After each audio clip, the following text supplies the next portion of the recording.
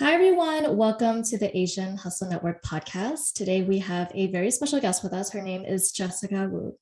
Originally from LA's Koreatown, but native to Las Vegas, a 35-year-old mother of three darling girls, Adeline 10, Maxine 8, and Olive 3, Jessica Wu has recently seen massive success as a viral lifestyle content creator on TikTok for her creative and aesthetically magical short clips of assembling simple yet strikingly beautiful DIY bento style lunches with mom's unique loving touch.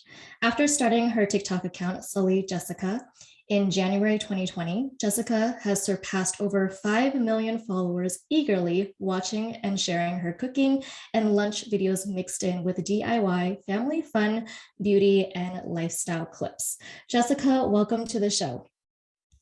Thanks for having me. Of course, we are starstruck still. Like we can't talk to you properly. We're gonna stutter a lot in this podcast. But I want to hop into who you are and what your story is like, because I think that we read a lot of your interviews online, but they haven't quite covered deep enough who Jessica really is, right? I want to give you an opportunity to talk more about yourself. So tell us about yourself. Where'd you grow up and what was your upbringing like? I grew up, like Maggie said, I grew up in LA in Koreatown, but I moved to Vegas start of seventh grade pretty much. And I've been in Las Vegas since. I went to high school, college here, and I love it here. I feel like it's exciting and, there's always something going on. And then my background is I worked in a lot of retail, luxury retail, all kinds of retail. And I was in the hospitality industry. I was a server, I was a bartender, mixologist, whatever you want to call all those names. But so I had a lot of food and drink background with the hospitality industry. And also I went to school for journalism and media studies with a concentration in advertising and public relations. So I think obviously that kind of helped me push my brand once I started, doing this full time and kind of tied into everything because, my last real job was I was marketing director for a cannabis company here in Las Vegas. It's legal here and it was something exciting and new. And I kind of took on the marketing director position, started that. And that was my last real job. And then after that, I wanted to stay home and just be creative. So I made cute little things, like I made hair clips and keychains and anything that I can do with my hands. I love creating and doing art. So I took a few years off doing that. And then I also have a big makeup background. I was a makeup artist for 15 years. I worked at Benefit, Smashbox, so many different companies. And that's always been something that I love, but I never wanted to do as a job. So that always just was, around. Yeah. I did a lot of weddings in town, a lot of events in town, doing makeup. And yeah, I just love being You're such busy. a hustler. I love Oh my gosh. learning. Yeah, I just love being busy and keeping myself Yeah. I busy. love it. I think we talked about, well, for our listeners who don't know, Brian and I are in Las Vegas as well. And so when we first met Jessica, we had gone out to lunch in Las Vegas. And this was like when we were getting to know each other. And Jessica was just telling us everything that she's done before and like just all the things that she's interested in doing. And we're just like, wow, you have so many hobbies and you just know how to do so many things. And I think it's incredible, like the way that you want to learn how to do new things all the time, which is such a good skill to have. You embody the hustle culture in Las Vegas, right? And I feel like a lot of people here do so many different things, and obviously you're an exceptional individual. I want to focus more about in your early life because I want to understand how you view yourself, how you view the world at that time. And Okay. we don't have to go so young. We can start from like 18 or something. It's Okay. like, Yeah, so around when I was 18 was when I started my makeup career. So I got an opportunity to work for Benefit, which is a makeup brand, if you're not familiar. So Benefit Cosmetics, that's where I started. I was selling makeup, learning how to, teach people. I didn't go to school for makeup or esthetician. Like that's what makeup was back then. It was aesthetics. Like, and I was like, I don't want to do skincare. I don't want to learn how to wax people. I just want to do makeup because it's like painting to me, you know? And so yeah, I was like, I don't have to go to school. I can just work and, you know, sell makeup and do makeup on people. And that's what I wanted to do. So then I did that for a while. I worked at Mac after that. And yeah, I was one of the youngest like makeup artists for Mac, working at the counter. And yeah, it was just so exciting. And then I was going to college at the same time. And then I also was working as a server. So I worked at this place called The Artisan. It's like really, really old and cool. There's a chapel in there. And like, I actually got to meet Paul Walker working there, and so many fun stories. But yeah, I mean, I just love working. It's not like I had to like work so hard. I mean, I was living on my own because I didn't want anything from my parents. So I moved out as soon as I could. I lived with my best friend, and I worked and went to college. Really, you know, that was my life for a little bit. And then what else? In my 20s, you know, I did the whole clubbing thing. I was in the industry, so food and service industry. That's what you do. You know, you party, you work, you make cash money. You know, it's Vegas, and you know that was such a fun time in my life too. And then I got married. I got married pretty young. I was 24 when I got married, and I had my first baby, and I had been with him for 5 years. So I was in a long-term relationship with him, got married, did the baby thing, had my 2 kids with him. And then, yeah. And then I always wanted 3 kids. So then I, you know, found someone else and got another baby. But yeah, that's pretty much my life, I guess. Just always love working, and wanted to learn everything and anything that I could. You know, I've never been one to just be at an office sitting there with a stable income. And, you know, that sounds great. But for me, I would rather, you know, risk and do fun things and, you know, learn because there's so many fun, cool things to do in this life. Yeah, and it's a reflection of who you are today. And I appreciate you sharing that story with us, you know, sharing who you are and really sharing and opening up with us about your story, right? Because I feel like with you particularly, there's so many nuances of who Jessica is, right? Because we see you on social media, you make the best bento box lunches. To see, I love the relationship you have with your kids as well, and I love the relationship you have with your significant your partner. But like there's for me, in my perspective at least, I feel like the way that the person becomes is because of their experiences. And I feel Right. like you and yourself have experienced so many things that I just want the world to see how awesome you are and how human You you are, right? Because let's be honest here, like we all go through different things that we can't share on social media. There's right. never a time where you can go on social media like, guys, I'm not feeling well, my mental health hurts, like I can't share anything, right? And this is time to do it. And this type of podcast where we go really deep into, you know, your story and like understand the nuances of how Jessica became Jessica, right? And I know it's like when we see you now, we always see the highlight reel, right? A lot of people see the highlight reel, like, oh, this she must have like had some sort of superpower, or she everything has always worked in her favor. But of course, it's not true, right? I'm pretty sure there's a lot of long hours, long nights that you just cried, and you're like, okay, I can't get things together. And I do want to talk about those moments, right? Of I like, don't cry. I mean, I cry. I'm just I'm kidding. sorry. Yeah. No, I mean, yeah, for sure. Yeah. Yeah, I mean, I am definitely someone that people can see, I think, and be like, oh, well, she did it, I can do it too. Because, yeah, I mean, there were points in my life where I had nothing, you know. I mean, I had friends and family that could have been there for me and support me, but you know, there were a lot of rough times. I literally can say I started from the bottom because, you know, I really had a bad divorce. I had, you know, it was a bad marriage to begin with, you know, a lot of that. Yeah, I mean, I couldn't go into it if you guys want to, but yeah, I mean, Only you're comfortable. Like we want yeah, to talk about I that. don't mind, I guess. But yeah, I basically was in a bad relationship with my ex. He just was terrible. He just didn't want had no motivation. He was an alcoholic, he was a gambler. And with that comes a lot of things with addiction to, pretty much anything. So it was just terrible. And then finally, when I decided to leave him, I had saved up a bunch of money. And my house got broken into, and they literally stole all my money I was saving and hiding, because obviously I couldn't trust my ex with, anything. He was just untrustworthy. And so I literally had nothing. And then he took all our stuff and put it in storage, like all my furniture, all my stuff. And then he would not let me have anything. So for a while I had no car. He took my car, he took my belongings.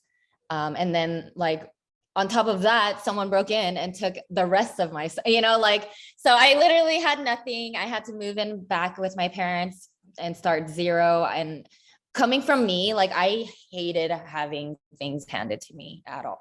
That's why I moved out right when I graduated high school. I just didn't want anything from anyone. Just because that was my personality. I was like, I'm fine with working hard for what I want, and I don't want it from anybody. And so it sucked for me to go back to my dad's house. And I had 2 kids with me. And yeah, so I basically just worked again and just saved up a bunch of money again and started all over, and, got my own place. And actually, that was a period of time where I was actually the happiest, was when I was alone with my kids, after I got back on my feet, because for the first time, it was it was just me and my kids, and there was nobody I had to really think about or be responsible for or anything, So anyway, yeah, I literally had nothing, and then started building myself up. And then, yeah, a few years later, I've always done the content creating thing, just because I was always in marketing. And, that was just right when I graduated, was the point of where people were just starting to be into social media.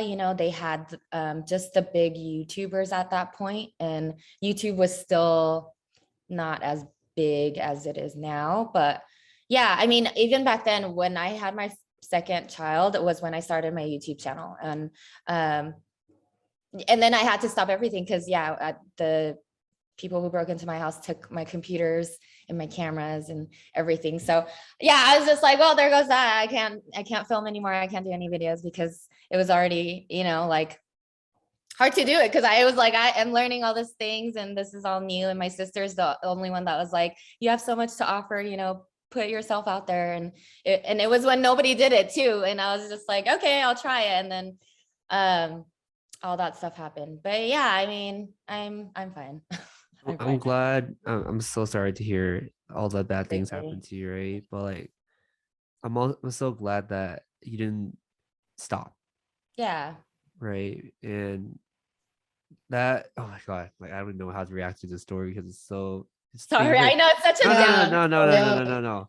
We Um, say it in the most utmost respect, in a way where it's we appreciate being so vulnerable, because we need to hear this, yeah. right? Because there's this podcast, your story is going to impact a lot of people listen to what they're going through, because I almost sense the frustration, right? And the hopelessness and the giving up, and what the hell am I doing? But the fact that you are the person you are today shows us a lot about who you are, right? And I want you to give yourself a lot of credit for that, Thanks. right? Give yourself a lot of credit, and you deserve everything that's going on right now, right? You absolutely deserve it. And it's not easy, right? And we want people to realize that, because whenever we look at some celebrity, or we consider you a pretty big celebrity, Thanks. and we look at them and oh yeah, probably have no issues, and everything's probably handed to them. And that's not true, right? You earned every damn moment of that, and I'm so glad you did not give up. So thank you. Yeah. Thank you. I also wanted to say, I am so sorry that you had to deal with that. And just listening to that, it triggers me too, and I feel mad about what had happened to you. But I just wanted to say that I'm so glad that you are safe, that your daughters are safe. And that is the most important thing, right? I feel like to us, to everyone else, you seem like such a strong person, right? But I think a lot of that had come from your experiences that you had in the past. And that's made you bring yourself back up and become, you had no choice but to become a strong person yourself, right? To be that example that you set for your kids, it's set for yourself. And in those type of situations, like I can't even imagine, like sometimes it's even hard to leave, right? Because you have this like sense of fear of like, what is this person going to do? Are they going to break into my house again? So in those types of situations, it's so hard for that person to leave. But I'm just so glad that you were able to find a way out and find people that who really care and love you, and you were able to get your daughters to a safe place now. I just wanted to commend you for such a strong person that you have become today, because it's not easy, and a And lot we of love other. you. And we love you, Jessica. I just want to let you Yeah. hear that. Thank We love you a you. lot. I love Yeah, you guys. and I think a lot of other people probably go through similar experiences, but we don't put it on social media, right? Like a lot of Asian people, they don't want to put that stuff in on social media and share it with other people. But you sharing the story, I am sure it's going to, be an influence to other people and feel inspired, help them, find confidence and know that they're not alone. So thank you so much for sharing that. Yeah, thank you guys. I know Yeah. it's like weird because my sister is always like, you're the worst influencer or what, whatever, because I'm such a private person and I've always been that way. And I don't even tell, like, nobody even knew I was in a bad marriage, like nobody knew till I actually was like, oh, well, I'm getting a divorce now, and I was with him for 9 years and no one had no idea. And I just have always just been that way. So it is harder, but I think being in social media is helping me, like talk about these things because I have to, because if I don't, it's just gonna, I'm just gonna probably break down and turn into Brittany or, how she just had a meltdown. Like, I'm sure like that could happen to me because I don't share things. And yeah, now I kind of have to, I like force myself, but it's a good thing because I want to now. Yeah, and ours is our job as hosts to create a safe space for you to be comfortable talking about these things, right? And I have to say that, compared to the other stories that we have on our podcast, this is probably the most powerful that we've heard. And most you're very strong. That's all I have to say. Like, and we don't have to continue talking about things that make you uncomfortable, but like I want to hear about the transition period of like being starting from ground zero again, right? And that's the most part where most people cannot recover from that. It's like, I can't believe I'm starting over again. But the fact that you did, and the fact that you were able to rise up relatively quickly, right, in a very short amount of time, I want to hear, how'd you pull yourself through during the darkest times? Did you have friends that reach out to you? Do you have mentors? Do you have like a personal affirmation that you follow where it's like you look yourself in the mirror like, I'm Jessica, and this is gonna happen, right? Something great's gonna happen to me. And we need to hear that, because a lot of people honestly are in a very dark place, right? Right. And we can't get out of it. And we want to hear from your personal experience, how are you able to find that courage and light to pull yourself out? Honestly, it's just something you just have to do. It's not like you can sit there and be like, like no one's going to do it for you. So it's just at that point where it's like, you just have to do it. You can't just sit there and expect anyone to do it for you, because no one will, no one's going to help you. I mean, you know what I mean? Like, there are people who will support you, and help you along the way. But, at the end of the day, you're going to have to do it and make the decision to either, just take this as a life lesson, or just be stuck there forever being miserable. And I'm just not that kind of person. Like, I just would rather keep myself busy and move forward than sit there and sulk, I guess, and feel sorry for myself. I mean, that doesn't do anything. So I don't know how, it was really, really like, what else, like nothing is going to help this situation easier for me. Cause it was already hard for me to like try to leave my ex, like getting a divorce, like making that decision to like move on without my kid's father, all that.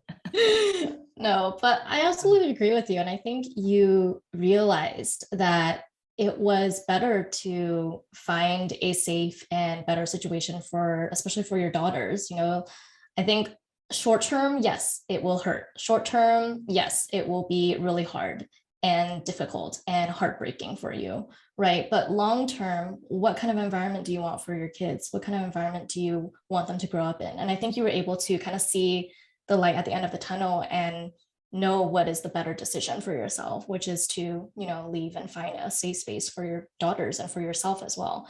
So that takes a lot of courage, and you're so strong for that. You're a I'm lot just stronger so than proud. us, by the way. So Yeah, it looking up to takes you so at this much moment. courage. Yeah, yeah.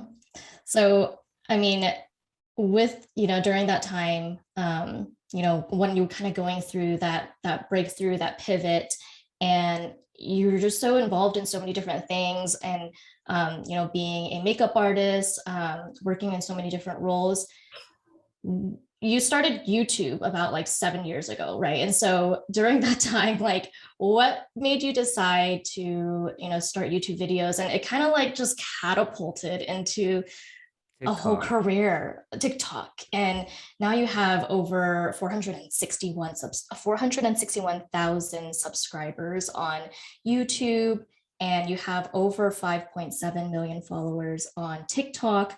um, wow, like you have just had so much growth, and it's just so amazing to see that growth within you, Jessica.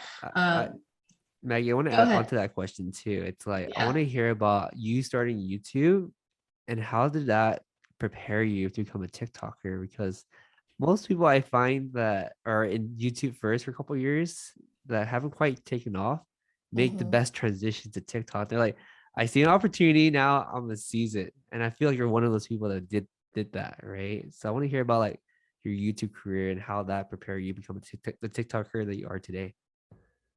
So, I don't think it really prepared me for the short form video life.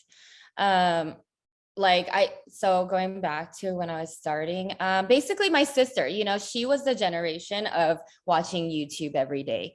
I would watch YouTube here and there, but me being busy all the time, I wasn't really sitting down watching a lot of things, whether it was on TV or I was just always busy. I was going to college and working or partying or, whatever, fitting in everything else when I could. So I guess I just like wasn't into as much as her generation because she is a lot younger than me. So she was the one that's like, please be on YouTube, please be on YouTube, like put your makeup videos out there. Like I sew, so she was like, put, make stuff and like do whatever. And like, she just always, saw me as someone that she can look up to. She already looked up to me for so many things that she was like, put yourself out there because she already knew that I could do it. So I was like, okay, I'll do it. And so I just randomly started doing, whatever it was. The first video I have up is me painting something on the wall. It's like, it was just a random thing. I was like, I don't know what I'm doing. I'm just going to paint something on the wall. Like, let me just do that real quick. And like, I don't know. I didn't know what I was doing. I was doing favorites videos. I was, whatever everyone else was doing, obviously. And yeah, I mean, it was just whatever, but it was cool because I can at least like be creative in a way and be like, oh, what do I want to film? Or like, it kind of gave me that learning curve of like learning the camera, learning the filming, editing, and all that stuff definitely helped. But I think what helped me with like growing with TikTok and starting TikTok was just the realness and the rawness, because YouTube was such a platform of you need to have the best quality, you need to have production value, you need to have like 20 minutes long, there was so many things that you needed in order to succeed because you had to stand out, and like everyone had a nice camera. Everyone had, like all these things. And at the end of the day, you don't need those things, and I think that's what worked for me because I am so at the moment kind of person, and I work best when it's real. I don't know how to put myself out there as some character or someone I want to be, because I like myself, and I'm just like, I can't pretend to be someone else because I'm not, sorry, excuse me. So yeah, I think that's why TikTok worked for me, because it was so much more real, and I could do it because I could show people like, this is what I do, this is me, this is what I do. If you like me, then cool. If you don't, then I'm sorry, but this is what you get. And that's what I loved about TikTok. I love that you can find so many normal people who have so many great talents. And yeah. Yeah, And I I think, mean, obviously we love you. Lots of people love you. So continue putting your authentic self out, right? And it's like, yeah, I really like that saying too, because you can't please everyone, especially on social media. You get a lot of mean comments here and there, but like overall, I think like we're very positive. And we really like what you're doing. So I'm really Yeah. curious about. Oh, I Go just ahead, wanted to Maggie. add that I like 100% agree with the whole like YouTube versus TikTok thing, because I feel like a lot of people are realizing now that, for example, Instagram, people are just posting, like Brian said, the highlight reels, right? And like you edit your pictures. Some people, do Facetune and you edit them. You can do, Photoshop and whatever, and you make it like the perfect picture. And so everyone thinks that your life is all perfect, right? All of this is perfect, you're flawless, whatever. But on TikTok, it's so raw and real that, it's a video, it's like in real time. And so you get to see exactly like what those expressions are, how your emotions are. And I think that's why a lot of people really like TikTok, because it just shows people how real a person is. And we're all human beings. And I think that's why, like it's a lot of people love how TikTok can make you blow up, because people just love watching these lifestyle things, love watching how like real and raw everyone's lifestyle is. So I think there's like a really big, difference between the two. But I definitely agree with you. Like it's really easy to be real on TikTok rather than like Instagram and YouTube. right. Yeah. And I mean, it's changing, obviously you see the shorts on YouTube now, and reels, and Snapchat's doing stuff. And so yeah, I mean, I think people just want to be relatable. They like, there are celebrities that are, Paris Hilton's and the Kim Kardashians, and like, but it's like you can't really relate to them because it's not the same. And but like people like me, yeah, I mean, I tell people all the time, like, if I can do it, you can do it. Even other content creators, I'm like, I'm a mom with 3 kids, you have no excuses, like, there, if literally, if I can do it, anybody can do it, because it's possible. It's not like, and people think, yeah, like she must be a trophy wife, or like, like all these things, but it's like, no, I literally do it in 30 minutes, and it's doable. And I'm not this perfect person, like you guys said. Yeah, I'm not perfect, and I don't claim to be, so yeah, I always say, like, if you don't like me for like what you see, then I'm sorry, because that is who I am. you Yeah, know yeah. I mean, we like you obviously a lot. Thanks. But I kind of want to refute that statement of if I can do it, you can do it, because I want to give you a lot of credit because you're very unique, right? And it's like I think you deserve more credit than you're giving yourself right now. It's like not all of us can do it. You have a unique talent to do it, right? So it's like again, you deserve everything that you have right now, and hats off to you. Thank you guys. Of course. I'm kind of curious. I know you mentioned earlier when you first started your YouTube career, you didn't know what your niche was, right? And we understand that niche is pretty important in the social media world. At what point did you realize that this is your niche? And I really like the fact that you tied in your kids into your niche too, because I just love the family aspect, the food aspect. The two things I appreciate the most in life is food and family. You have that all in your content, right? Yeah. How did you come up with that niche? Was it something where you kind of came out in the spur of the moment, or it's like, oh, like, what if I tried this? I want to hear more about that niching side. Yeah, so like the obvious things that I wanted to make content about was like art, that was just like, it's just me, anytime I can make something or create something, or painting or drawing or whatever. I even drew for a long time. I like made this digital art thing where I just drew babies. Like people just wanted their kids drawn in their cute outfits. And I literally drew it with my finger on my phone until I could upgrade to like an iPad with a pen. And so anything that I can do creatively makes me happy. So that was where I kind of, doing the YouTube thing, I obviously did makeup, or, the painting on the wall, and like, I don't know, I would paint Easter eggs or whatever it is. And so I always just fell back on that because I love creating. And then my other love was food, but with food, I didn't know how to incorporate that, I guess, because I wasn't a professional chef. Half the time I don't even like cooking. I love, hosting and like doing things for people I love more than I need. People, some other food people are like, I love cooking food, cooking's my passion, but I can't really say that.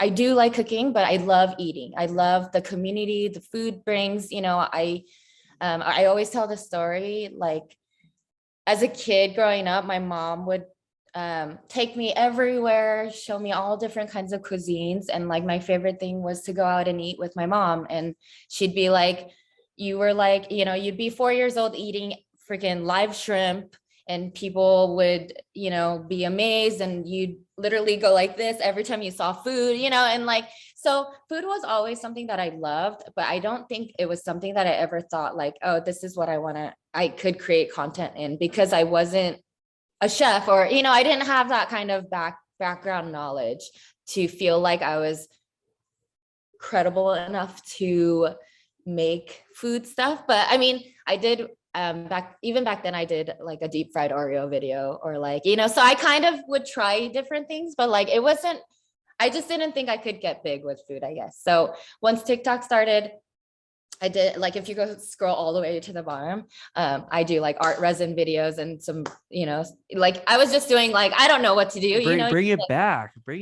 Like we want to see someone's art side of you. Yeah. I did that. And then my sister, again, the one that like kept pushing me, she was like, you need to put your lunches, because they're so cute. And I had put my girls' lunches, like a picture here and there on Facebook or Instagram or whatever. And like, yeah, people would like it. But then she was like, yeah, you should, actually like record it and put it, because people will like it. It's super cute. You're like, you do this anyways, And so I did. And yeah, and it blew up. And that's how I got myself into the food space, which I'm so grateful for, because yeah, my whole life I, wanted to travel and do the Anthony Bourdain thing. I mean, I'm sure so many people say that, but it was really, truly one of my dreams to just travel, meet people and eat with them, or cook with them, or learn from them, because I'm not the professional, And so, yeah, I mean, I feel like it happened at the right time, at the right moment, because that is a space that I wanted to be in. And then with that, I just knew that I wanted to show other sides of me, so I just basically show what I love, and,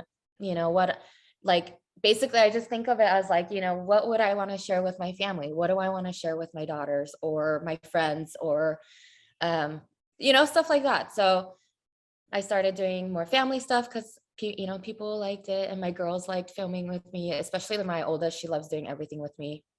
The other two are kind of like wild cards, but yeah, I think that's where I am. And then now I just kind of open myself to more opportunities. So I don't just do food. If you've noticed, I do the lifestyle, I do stuff with David, I do stuff. I try to put in makeup videos, hair tutorials, outfit videos, I try to keep myself overall, just so number one is you don't want to do the same thing over and over and over, where you're just kind of, it turns into work and it's boring, and as much as I love doing the lunches and doing the food, I want to show other things. And yeah, and I think that's why I have been very lucky to get different kinds of opportunities. I've done, hosting and presenting, and I think that's because I am showing all these different sides of me and not just food. So Yeah, that's where I'm at now, I guess. I love that. Yeah, I do notice that, there are some food content creators that just show food, of them just making food, but they don't really show their personality too much, right? So it's kind of hard for the audience to know exactly who they are unless they talk on the TikTok video or talk on the YouTube video. But I love how you're so all encompassing, where you're showing not only food, but you're showing family stuff, you're showing relationship stuff, and so everyone can see, the authenticity and see what your lifestyle and personality is like, right? And so I think that's so important that you're just like shining out your personality to your audience, because that is really important. But also more so than that, we hear from other TikTok influencers how much advice you give them. So if there was like coaching tree, you'll be at the very top, and there'd be a bunch of like other TikTokers coming from your stem. Yeah, I mean, I've been very lucky to have made a community of creators and like and I think that's what the difference is now between old social media is there's a lot of gatekeeping and a lot of like, no, I'm not going to share my secrets with you. I'm not going to, because everyone probably felt like everyone's just competition and you just have to be better than everyone. But like I think that's why a lot of creators now with people like me that are, that haven't, I mean, I've been doing it for a long time, which people don't know, but I just know the hard work and everything that goes into it, and why not help each other out, when you can, because at the end of the day, it's people, it's who it's who you know and how you treated them. And that's what really matters in life, not how many followers I have more than you, or, so Absolutely. That's true yeah. abundance right there. Mhm. And it's just a reflection of like not even in the social media game, but like in the business world, right? Where it's like before it's like I can't help you, I need to crush you, you're my competition. And Yeah. nowadays it's like it's a sense of abundance and it's reflected throughout everything, right? And I'm glad that you encompass the abundance mindset as well and be willing to have your community, to have your coaching tree, to help other creators because they say really good things about you. And we're like, oh wow, where's Jessica? We need to meet her already. you know, Thanks. and it always links back to each other. So I really appreciate that. And I'm kind of curious because as your TikTok was blowing up, how have your life changed? Like from like the time you realize, oh no, this could be something crazy, to waking up and be like, oh wow, it is something crazy. Like, what was like that transition over to like, we're gonna call you a superstar, okay? Like, what is the transition over to a superstardom like?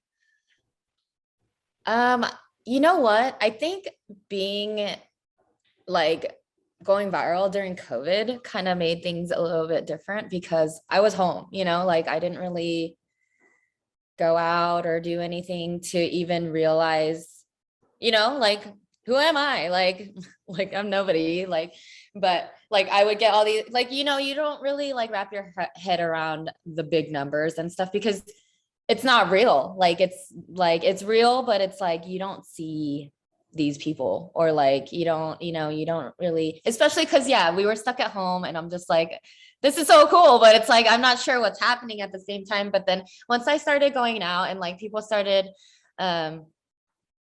recognizing my voice, like just even like I would have a mask on and people didn't know who I was, but they'd be like, are you on TikTok? Because I recognize your voice. And like, that was like, oh my God, like, are you joking? Like, how Oh did you, my gosh. it's just crazy. So I think that was kind of like when I was like, okay, like people actually know who I am. And like, especially when I'm with my kids, that's when I get noticed the most because obviously, it's me and 3 kids. And then once they recognize the kids, they're like, oh, and then they kind of put it together. But, I guess I feel normal still. Like I don't feel any different in any way. Like I just feel like I'm happy and lucky to be doing what I'm doing. But no, there's no difference in like how I feel. I don't see myself as a superstar or anything like that. I feel important, I guess, because I do get to have this platform and I get to advocate for, Asians or, raise money for Asians. And, I have all these like opportunities that make it seem really awesome. But other than that, I don't really feel really like I don't know. Maybe if I saw like a big group of people and they were like, Yeah. but I love how level-headed you are Yeah, and and like you're how so grounded humble. you are. You're so humble, Jessica. I'm learning so much about you. I love it. So I want to learn more about like how you manage your time, because you talk about family a lot. We know that a lot of your time has to go to your daughters as well, but you manage your time so well. And I'm sure there are times where you feel stressed. We only have 24 hours in the day, but in terms of like time management and what your daily routine is like, what does that look like usually, and how do you normally get like your girls to do videos with you and like kind of gather them up and be like, hey, it's TikTok time, we gotta do a video? I want to know like what your routine is like every day. I mean, it's different pretty much all the time. Right now, it's a little bit different because I'm transitioning into like, I just hired an assistant to help me with daily stuff. And then I also hired a filmer to help me film. So right now, my schedule is like trying to figure out, growing and delegating and trying to maximize myself on top of having this help now. But before it was basically just like, I would wake up, do the lunches, get my girls to school. The best part about me and being able to do a lot with my time is my girls are pretty independent. They get up, they get themselves ready, they make their own breakfast, and everything is done for them in the mornings, ready to go to school. I don't have to do anything. I don't have to wake them up. I don't have to pick their clothes. I don't have to make their breakfast. That gives me the time to make their lunch for them, and I think I'm just lucky in the way that my kids are self-sufficient. Like Olive is a little needy. She's 3 though, and like, but she's already independent. She's just more bratty. So she'll just be like, nah, I don't want to. But yeah, my kids are really helpful. And that's the biggest part of, raising your kids to, help you out instead of making it harder for yourself. And yeah, they would go to school. And so when they were to go to school, I have Olive because I didn't want to put her in obviously COVID, all that stuff happened. It's just a little different. So yeah, she would just be with me all the time pretty much. And I would have to just work around her being loud and recording other stuff. So throughout the day, it's either cleaning all the time, working emails during the day. And then, I mean, most of my day is literally just cleaning, like, because that's what you do when you're an adult and you have kids. You're like, imagine like your laundry times 5. Like that's my laundry, like that's pretty much my day. But you know what? Like my mind is always thinking, thinking, like, like whether it's like content or like, I don't know, like, I want to do a cookbook. I want to have my own line of bento boxes. I want to expand to, beauty. And so I'm just constantly always working in my mind, even though I'm not sitting in front of a computer or being on my phone. I'm constantly in my head thinking what I'm doing or what I can be doing or what needs to be done. That's my head all the time. Like, that's just who I am. I just always, but then there are times where I won't do anything, I'll give myself 3 days to literally just be lazy and do nothing but eat hot Cheetos. And those will be my days I can binge on TV, but there's no, with kids and stuff there. I mean, it's hard to have a routine, and being a content creator, it's hard to have a routine because especially me, my content is my life. So it revolves around what I'm doing and where I am. And, and that's a con and a pro because I get to work anywhere basically, as long as I have myself and my kids or, whatever. So yeah, I mean, it's hard to say. I wish there was more of a routine for us, but it is hard when. Yeah, no, that's amazing. I mean, I'm sure it must be so extremely helpful to have all 3 of your daughters be self-sufficient, but that just goes to show how well you raise them. And when you told us that your daughters are self-sufficient, it just reminded me of you. Like that's exactly how you are, and you're so independent. And I'm sure you raised your girls the same way, and that's why they are the way that they are. So that is so amazing. But yes, we can't wait for the cookbook, the Bento box Can't line, wait. all of that. I'm glad you're taking time off for yourself too, because I think it's Yeah, I very had to. important. There was a time at the end of last year where I was really burnt out, and I was just trying to do as much as I could, because I got sick with COVID in the beginning of the year, and I really couldn't do anything. I was really, really sick. And that made me go insane, because I'm just not a person that can sit in the bed for 2 months, and especially the first of the year, like you're like, okay, new goals, like let's start this new year, and then I got sick. And so I felt really sucky. Like I couldn't work. I couldn't do anything. I couldn't think. I literally could not do anything. But I think that was just basically the universe telling me like, hey, you need to chill out because you're doing too much. And so I was literally doing too much. I was getting depressed. And then I literally was like, I want to do nothing. I want to quit all this stuff, because I was at such a place where, I was so tired, and I was going through my last relationship too, and dealing with all that stuff, because that sucked too. Just having someone that wasn't really celebrating your accomplishments when it was pretty much the best year of my life. And he was just a downer. So that was another crappy part of, last year. It was just the bad relationship. And then I got burnt out, got depressed, and then got sick with COVID. So, like, even though, like, I always say, like, I never take anything for granted, because I've lost everything all at once. So it's like, I feel like I can lose everything all at once. And I think if you look at your life and appreciate what you get, then, you'll just be better. I don't know. Yeah, I mean, you're amazing, Jessica. And I just I'm wanted sorry. to say, like, I'm sorry we keep You're- saying that over and over, because it's true, right? Yeah. And we look up to you and we admire you a lot, right? And you have so much power and courage to you that I'm so glad we're able to capture this in the podcast today. And also, I'm so glad you're on the Asian Hustle Network podcast, which is our definition of the word hustle, right? It's always on the move. And I'm so appreciative that you're taking time off for yourself, because I think rest is just as important as hustling, right? And Maggie and I call that time for us when we do nothing is panda time, where we literally don't do anything. Yeah, I know, right? Just cuddling like pandas. That's so cute. I don't know about the cuddling part. Just literally, they're just Oh. pandas. They're just like dead pandas. Right, just playing with a gun. Yeah. That's so cute. Yeah. like I'm pretending myself in a bento box, like Right? Just in a bed full of curry or something. Exactly. Yeah. Well, Jessica, I appreciate you sharing so much of your life and being so vulnerable to us in the podcast today.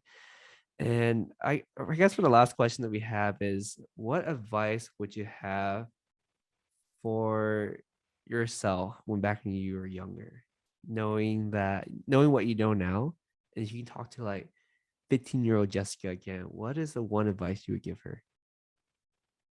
I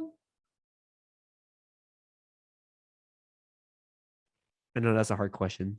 But I don't know, because I don't regret anything. I'll redo all of my life if I had a chance to, because like I said, I don't take anything for granted. And as much as it sucked, but maybe that's why I am this person, and I want to help out other people in some way. And I don't know, I guess just maybe be more confident in yourself. Just like, I feel like everyone, struggles with confidence growing up, and just self-doubt. And I think that's it. I feel like I can definitely say I'm the same person as I have been throughout my whole life. I've haven't really changed much. I am just more confident in myself, and showing people who I am, and just trying to be the best person that I can in this life, and showing my kids that